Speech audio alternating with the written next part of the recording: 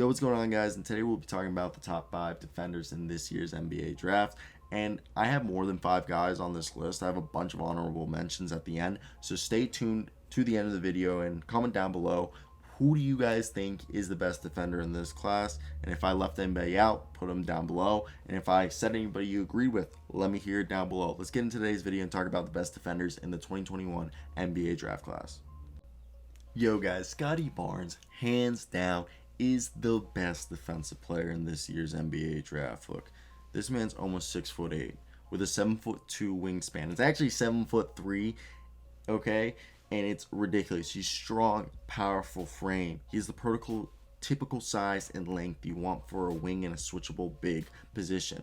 He has the lateral agility and is also strong, allowing him to be a 1 through 5 prospect, okay? In the sense that he's the only person in this entire draft class that can guard point guards, shooting guards, small forwards, power forwards, and centers right now at 19 years old, coming out of Florida State, which we know, if you want prime examples, Davion Mitchell, Pat Williams, Terrence Mann, 3 very good defenders in the NBA, all came from Florida State. So we know that their product that they put into the NBA is very good.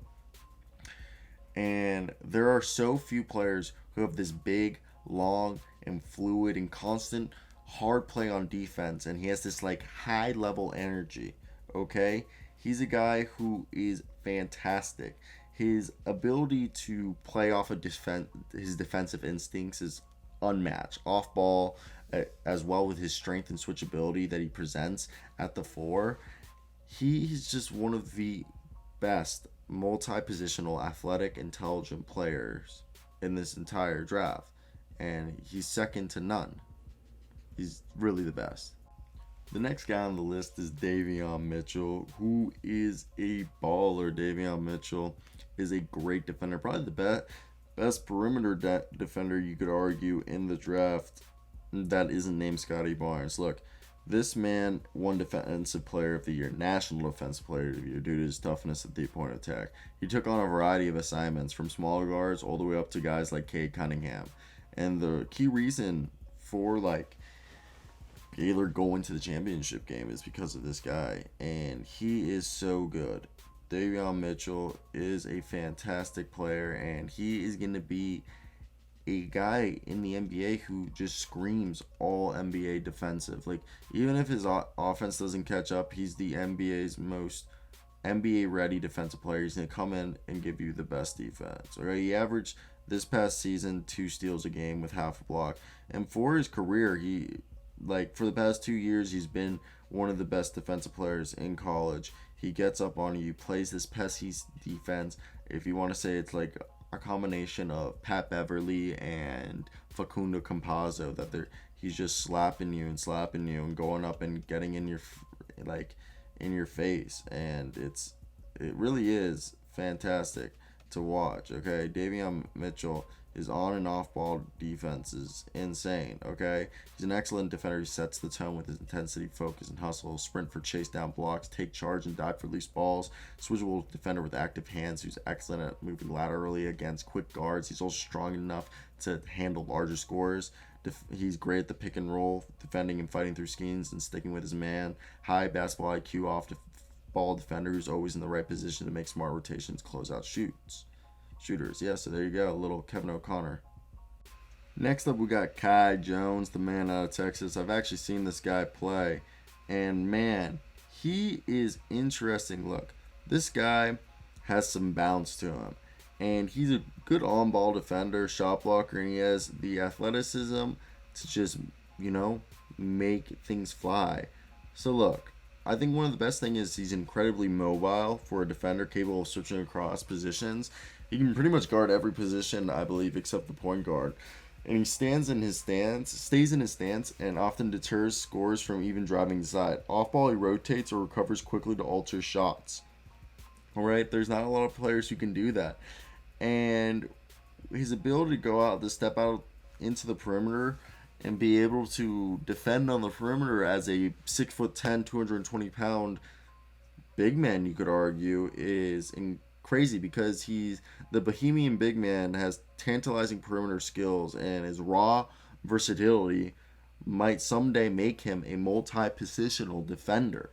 Okay, and Kevin O'Connor says he's a mixture of Christian Wood with shades of JaVale McGee. Usman Garuba is a beast. He is a dog. He literally tries so hard. He plays with this elite defensive effort and intelligence. He's always locked in and flies around the floor for block shots, steals, and deflection. He's a switchable defender with both to handle bigger players and the agility to match up with quicker wings and even guards. He's aware and does a good job of using his hands to shut passing windows down. Okay? And he's a strong defensive rebounder. Look, he's a hyper defender who will always make the extra effort, but needs to have a defined offensive role. We don't care about that. And Kevin O'Connor says he's a combination that has shades of OG Anunoby and Kenneth Fareed. I do like that. Let me hear your guys' thoughts about Usman Garuba. They have him as the 27th best prospect behind Jeremiah Robinson Earl, and honestly, I'm actually completely against that. So, Yo, what's going on, guys? And the honorable mentions section is always interesting. There's actually three centers on this list and one guard. Let's go with the first guard. It's a little bit biased. Marcus Garrett. You could argue that our man Ochai Ajabaji should be on there, but I think Garrett's the better defensive player. And also Ochai, I think he's going back. He's been doing terrible in the combine, like god awful. And my man Marcus can't come back. He like literally doesn't have any eligibility left. He technically could have come back because he played in the pandemic season. So like this is a guy for the past 3 years has basically averaged 1.5 steals per game. Okay, and he had 1.8 in 2019 and 2020 and 1.6 this year. And he's probably one of the best perimeter players in the entire, in my opinion, entire NCAA. So I don't think he's going to get drafted. Nobody is projecting him to be drafted. I just believe that like he could make it onto a roster as a, you know, as a guy who could do well. Either way, let's hear your guys' opinions. Now, next guy is Charles Bassey. Charles Bassey is a very interesting guy. He was very hyped up, and I think he could be like the second coming of Andrew Bynum, if we wanted to like joke around. Like the comparisons NBA draft from given is Bizak, Biyombo, and Clint Capella. He's this guy who's been slowed by injuries and needed the extra time in college to get him as a more developed player, but he's a defensive focused big. Okay, he has the excellent quickness and agility for 6'11", and he makes the game look easy and effortless. He's a solid rim protector who will become even better at defending the paint once he fills out his frame and gets stronger.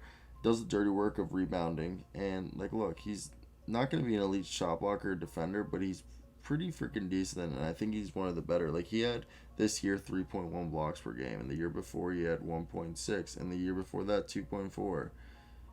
And he's not old necessarily. He's spent 3 years in college, which is probably longer than anybody thought he was gonna spend, but he needed the time and it worked out for him. Okay, he's only 20 years old after 3 years in college, and I think it worked out for the better of him. Okay, he got better every single year. He was a 5-star recruit. So next, Neemias Queta is rising up draft boards. He has an insane combine, and he's probably one of the best big, like, he could be this year's Udoka or the other guy I'm going to talk about. But basically 2 years ago, Neemias Queta participated in the NBA draft combine, didn't perform well, and returned to school. Now he came back, and he showed up well. He's about 7 foot. He had the longest wingspan at 7'4", and he tied with Jalen Johnson for the biggest hands. And the biggest question, like, obviously, is his offense. We all know how good he's at defense. He has the energy and the size that's needed, and he's very impressive, okay? And I think one of the things is that he's shown like the ability to be a good rim protector every year. Like his sophomore season was his regression year, but he had 3.3 blocks per game this year. His freshman year he had 2.4, and in between years he had 1.7. He's just a really good rim protector, a really good rim protector. The last one is Jericho Sims. I made a video on him yesterday. He's just flying up the boards. He's like the most athletic big man there, even more athletic than Evan Mobley. And he averaged 1.1 block this year and 1.2. He just projects to be a really good rim protector. So that's basically it, guys. Hope you guys did enjoy. Peace out.